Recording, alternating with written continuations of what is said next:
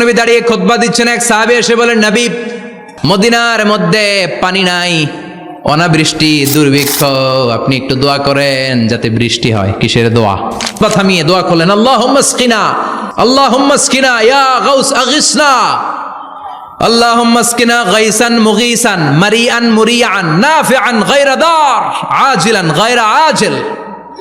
আল্লাহ, আপনি আমাদের সাহায্য করেন, আপনি রহমত করেন, বরকত দেন, আপনি মদিনার বুকে বৃষ্টি দেন, তাড়াতাড়ি দেন, দেরি করেন না। সুবহানাল্লাহ।